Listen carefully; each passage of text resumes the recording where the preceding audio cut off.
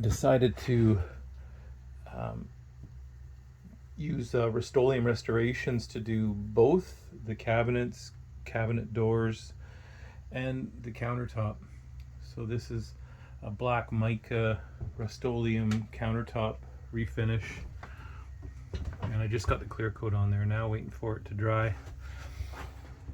The roof on this has had a bunch of, it's aluminum roof, so it's had a ton of oxidation. And sorry, moving around a lot, you're gonna get dizzy from this. So the roof has had a bunch of oxidation. There's a bunch of oxidation holes. There's an antenna delete there that it was just done shitty, and so I'm just trying to patch it up. I'm trying to make this roof as free from holes and as smooth as possible. And then I've got a rubber roof that's gonna go on top. So we'll just skin it all in new rubber roof, and I've got some new vents coming to, a new Max Air style vent for the back. Air conditioner is going to go back in that spot. What I've done is I got a rack, and the rack is going to fit over top of the air conditioner, front and back. So we're going to have a couple ribs that span across behind the air conditioner and in front of the air conditioner. Problem is the roof sags on these. If you look at the depth, it's only like an inch. So when you put a big air conditioner on there on a foam roof for 35 years, it's gonna sag.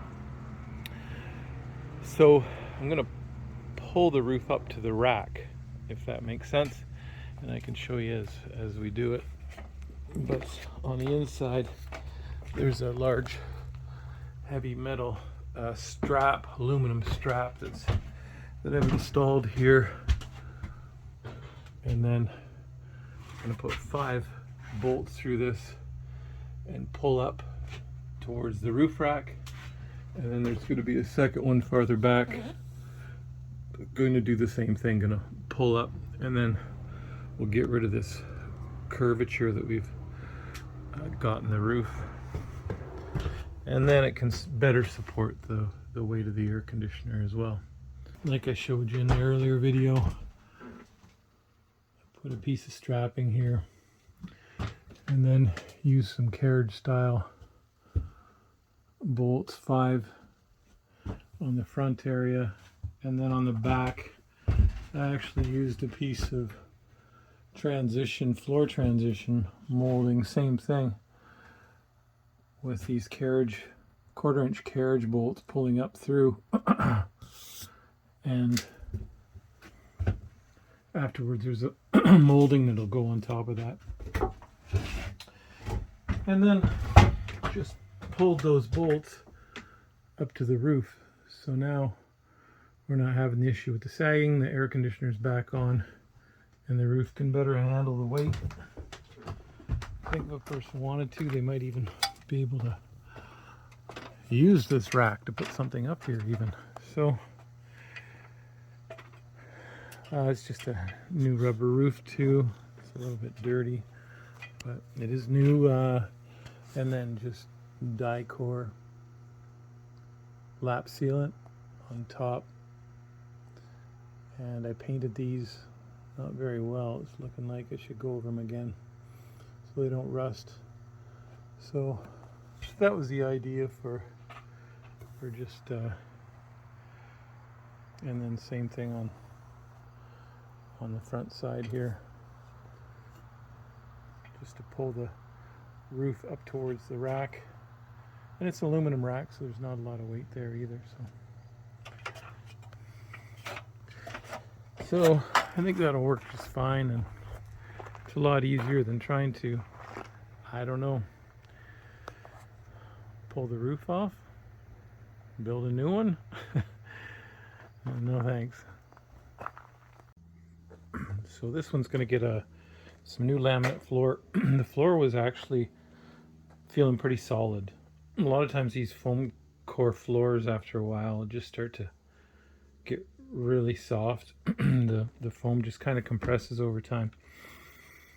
So this one was feeling pretty good, but I just don't want to put down this, this vinyl laminate and then in a year or two start to have it feel spongy. So just went real thin, just with 3/8 plywood, just to give it a little bit more before the laminate floor goes on, and then when the vinyl laminate goes on, then we'll get a bit more strength there as well. The cuts don't have to be exact. The laminate floor going over top, so we don't have to be real tight to the edges. There's some gaps here and there. And then just construction adhesive underneath, and then just deck screws, 1-inch deck screws to pull it into the original flooring down below. And there's a cabinet that goes in the corner, so there's areas where it doesn't need any. And then I'll lay the flooring down first before I put the dinette back in and the cabinets and everything else back in. Usually I would just lay the laminate flooring and the subflooring with all that stuff in place. There's never really any need to do extra strength in your flooring underneath the dinette. Nobody walking there, of course, right? So just these areas where you're walking, where you kind of want some extra strength. There'll be a little bit of springiness in the floor still, but you won't get that feeling of falling through. And so that's where we're at. The next to go in will be the vinyl laminate. Alrighty, got the flooring in. That's our vinyl laminate. And we took it right through into the back. Still have to put the shower pieces back together, and the small little cabinet here with the sink. Backsplash is in and trimmed. Those are just sticky adhesive stainless steel tiles, and they were cheap and they seemed to look like they would work out good. And faucet, just a faucet on eBay that was $30. And I did like it because you always want to conserve water when you're when you're dry camping. And this one, when you turn the sprayer on, you can actually shut the water off by just squeezing this upper. Stops the water and then release, and then it sprays again. So I thought that was kind of handy. I didn't see that. I've never seen that before. And now it's on to putting in the dinette in. Sofa has to go in, and of course all the rear shower, toilet still to go. We're getting there bit by bit. Let's take another look. A few changes made here. So I'm not sure, was the sofa in last time? I don't think so. Sofa's in, and the dinette's in, and the table. Again, this is just all Rust-Oleum countertop restorations. It's okay. It's quick and it's pretty easy, but I don't know about the long-term durability. Got our plumbing system all up and running. Sink is mounted in, tap set's mounted in and working.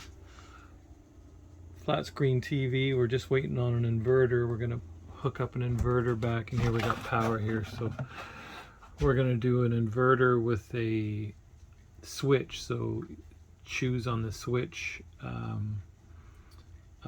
One direction will be inverter power for the TV, and another direction will be shore power for the TV, just to make it easy for people to switch over instead of having to unplug and plug. Toilet's in and working now. Here's our pump switch. Our monitor's level. So